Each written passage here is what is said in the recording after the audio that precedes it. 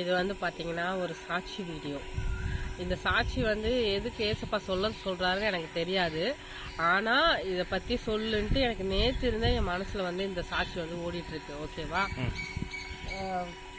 First ஒரு சின்ன பாட்டு. ஏதும் இல்லை என்று கவலை இல்லை, துணையாளர் என்னை விட்டு பிரியவில்லை, நம்புவேன் இறுதி வரை, நான் நம்புவேன் இறுதி. பாட்டு ஃபுல்லா தப்பு, அது மட்டும் தெரியும். அதனால கண்டுக்காதீங்க, விட்டுருங்க. என்ன ஆச்சுன்னா, நேற்று எங்களுக்கு ஒரு ப்ரேயரு. அந்த ப்ரேயர் வந்து பார்த்தீங்கன்னா மாதத்துக்கு ஒரு 2 மாதத்துக்கு ஒரு வாட்டி அந்த ப்ரேயர் வந்து சாட்டர்டே வந்து அட்டன் பண்ணுவோம். அதாவது சனிக்கிழமை, இன்னைக்கு சண்டே போய் அட்டன் பண்ணுவோம். அது வந்து பார்த்திங்கன்னா நம்ம ஃபேமிலியிலேருந்து நியூ கிரியேஷன் மூலமாக கிடைச்ச நான் ஒரு தங்கச்சி, ஒரு குடும்பமே. ஆனால் ஆண்டி எங்களுக்கு முன்னாடியே அவங்களுக்கு தெரிஞ்சாலும் யூடியூப் மூலமாக அவங்க வந்து ரொம்ப எங்களுக்கு ஃப்ரெண்டாக ஆனவங்க. சரின்ட்டு ப்ரேயருக்கு வந்து கூப்பிட்டுருந்தாங்க. நல்லா ஜுரம், எனக்கு 2 நாளாக ஜுரம். நான் என்ன பண்ணேன்னா, நைட்டு தூங்கும் போது அந்த மெசேஜை பார்த்தேன். சரி போகலாம். எனக்கு அதுக்கு முன்னாடி தெரியாது.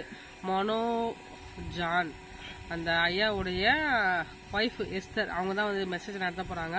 நாங்கள் போனோம். சரி கூப்பிட்டாங்க. நாங்கள் என்ன பண்ணோன்னா, எங்கள் கையில் சுத்தமாக காசு இல்லை. இது வந்து இந்த வீடியோ பார்க்குறவங்களுக்கு சில பேருக்கு என்னடா இதுன்னு அப்படி தோணும். சில பேர் கையில் சுத்தமாக காசு இல்லாத நிலைமை கடந்து வரவங்களா இருப்பீங்கன்னு நினைக்கிறேன். ஏன்னா ஏசப்பா எப்பவுமே என்னை சாட்சி சொல்ல சொன்னால் மட்டும்தான் நான் வந்து சொல்லுவேன், இல்லை நான் வந்து சொல்ல மாட்டேன். அப்போ வந்து என்னடா பண்ணிட்டு ஜோஸுக்கு தான் மெசேஜ் பண்ணேன். தம்பிகிட்ட காசு கேட்டால் தம்பி இல்லைன்ட்டான். அவன் எப்படின்னா, காருக்கு லோன் எடுத்துருக்கோம்ல, அதனால பெனால்ட்டி பிடிச்சா அந்த காசு வந்து அவன் தருவான். அவனும் கஷ்டமான சூழ்நிலை. அதனால நான் என்ன சொன்னேன், 150 ரூபாவது கொடுடான்ட்டு நான் என்ன பண்ணிட்டேன், 150 ரூபா வாங்கிட்டு பெட்ரோல் போட்டுட்டு கிளம்புறோம். எங்களால் கிளம்பவே முடியல. சரியான மழை, இங்கே மழை பெஞ்சிட்டு இருக்கு காலையில். சரி பெட்ரோலுக்கு காசே இல்லாமல் இருந்துச்சு. சுத்தமாக ட்ரை ஆயிடுச்சு வண்டி. சண்டே என்ன பண்ண போகிறோம், சாட்டர்டே என்ன பண்ண போகிறோன்னு எங்களுக்கு தெரியாது. சாம் வந்து வேலைக்கு போயிட்டு வந்தால் ஒரு 500 கிடைக்கும். சரின்னு இப்படி சொல்லிட்டு இருக்காரு. நான் ஏஸ்பா கிட்ட சொல்கிறேன். நான் சொன்னேன் சாம் கிட்ட, நம்ம ஜபம் பண்ணிட்டு இந்த 150 ரூபா விதைப்போம், அது வந்து நமக்கு ஏஸ்பா வந்து ஒரு அற்புதத்தை செய்வார் அப்படி சொல்லிட்டு நாங்கள் அந்த 150 ரூபாய்க்கு பெட்ரோல் வந்து போட்டுட்டு நாங்கள் வந்து கிளம்பி போயிட்டோம். அங்கே வந்து திடீர்னு எனக்கு என்னன்னே தெரியல, ஆண்டி திடீர்னு வந்து நாங்கள் கிளம்பும் போது ஒரு சின்ன ஒரு ஆஃபரிங் வாங்கிக்க குளோரி அப்படின்னாங்க. ஆண்டி வேணாண்டின்னா அதில் ஆண்டி எங்களுக்கு 1000 ருபீஸ் வச்சு கொடுத்தாங்க. இது வந்து நான் ஆண்டி அவங்க ஃபேமிலிக்காக எல்லாம் சொல்லலை. இது வந்து என்ன சூழ்நிலைனா, நாங்கள் அவ்வளோ ஒரு கஷ்டமான சூழ்நிலை நடக்கும்போது 150 ரூபா காலி பண்ணிட்டு ப்ரேயருக்கு போயிட்டு வரும்போது எங்ககிட்ட 1 ரூபா கூட இருக்காது. அந்த ப்ரேயரை நான் முடிச்சுட்டு வரும்போதுக்கா என் கையில் 1000 ரூபா இருந்துச்சு பாருங்க. எங்களுக்கு அவ்வளோ சந்தோஷம். சரி கொஞ்சம் நம்ம ஏதாவது வாங்கலாம் அப்படின்னு முடிவு பண்ணிட்டு வந்தோம். அதுக்கு முன்னாடி நாங்கள் என்ன பண்ணோம்னா, கண்ணாடிக்கு இந்த கண்ணாடி வாங்கணுன்ட்டு அட்வான்ஸ் வந்து கொடுத்துட்டு வந்துட்டோம். ஆனால் கண்ணாடி விலை வந்து பார்த்திங்கன்னா 3500 ரூபா வந்துச்சு. எப்படியோ கெஞ்சி ஒரு 500 ரூபாய் கம்மி பண்ணி 3000 ரூபாய்க்கு கேட்டு ஃபைனல் பண்ணிட்டோம்.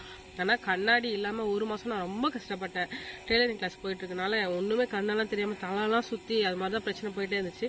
நேற்று அதே சனிக்கிழமை எங்களுக்கு கண்ணாடி வாங்குறதுக்கும் ஏசு உதவி செஞ்சார். அதுக்கான காசும் எங்களுக்கு கொடுத்தாரு.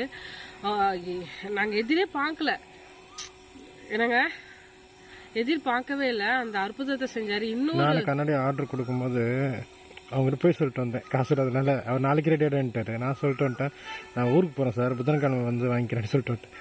ஆனால் நேற்று நாங்கள் ஃபோன் போட்டு எங்களுக்கு அர்ஜென்ட்டாக கொடுங்கன்னு சொல்லி மாதிரி நம்மளுக்கு அது ஒரு அற்புதமாக நடந்தது. அதுதான் க்ளோரி சொல்லிட்டு இருக்கு. அது நடந்தால் தான் சொல்ல முடியும், இல்லைன்னா சும்மா கதெல்லாம் விட முடியாது. அதான் 1 ரூபாய் காசு இல்லாமல் 150 ரூபா வாங்கிட்டு போயிட்டு நேற்று ஒரு நைட்டு வர்றதுக்குள்ளே எங்கள் கையில் எங்களுடைய தேவைகளை ஏசப்பா சந்திச்சு அந்த 3000 ரூபாய் கண்ணாடியும் வாங்கிட்டு வர செஞ்சார். ஏசப்பாவுக்கு ரொம்ப ரொம்ப நன்றி செலுத்திக்கிறேன். ஏன்னா நேற்று நாங்கள் சொல்லிட்டு போனோம், எப்பவுமே சனிக்கிழமை ப்ரேயர் நாங்கள் எங்கள் சர்ச்சில் போயிடுவோம், உபவாச ப்ரேயர். எப்பவுமே அந்த ப்ரேயரை வந்து எந்த ப்ரேயராவது கட் பண்ணாமல் நம்ம போயிடணும். அந்த ப்ரேயருக்கு நம்ம எது நம்ம நேரத்தை செலவிடுறோமோ அதோடைய ஆசீர்வாதத்தை சாம் போயிருந்தா மினிமம் ஒரு 400 ரூபாய் கொண்டு வந்திருப்பாருன்னு வச்சுக்கோங்க. சாட்டர்டே 400லேருந்து 500 ரூபாய் கொண்டு வருவார் வீட்டுக்கு. ஆனால் நேற்று டபுள் மடங்கு எங்களை வந்து ஏசுவா வந்து நடத்தினாரு. நீங்களும் கவலைப்படாதீங்க. நிறைய பேர் எனக்கு நான் உணர்றேன், எவ்வளோ பேரும் காசு இல்லாமல் கையில் 1 ரூபாய் கூட இல்லாமல் ரொம்ப கஷ்டப்படுறீங்க போல. அதனால தான் ஏசுவா அந்த சாட்சி சொல்ல சொன்னார் போல. எங்களையும் ஏசுவா வழி நடத்துறாரு, அது மாதிரி உங்களையும் ஏசுவா வந்து வழி நடத்துவார். அதனால கவலைப்படாதீங்க. நாளைய தினத்துக்காக நம்ம கவலைப்பட தேவையில்ல, அவர்கிட்ட நம்ம விட்டுடலாம். இந்த பெரிய அற்புதத்தை எனக்கு செஞ்ச ஏசுப்பாக்கு ரொம்ப நன்றி. எனக்கு கண்ணாடி வேலை ரொம்ப அதிகம், எனக்கு என்ன பண்ணனே தெரில. இது வந்து ஒரு கிருபை தான். இன்னைக்கு கண்ணாடி போட்டுட்டு சர்ச்சுக்கு போகிறேன். ஏசுப்பாக்கு ரொம்ப ரொம்ப நன்றி. இந்த வீடியோ பார்க்குற உங்களுக்கும் எஸ் ஆசீர்வாதத்தை சீக்கிரமாக தருவார், கவலைப்படாதீங்க. எஸ் உதவி செய்வார். பாய், தேங்க்யூ.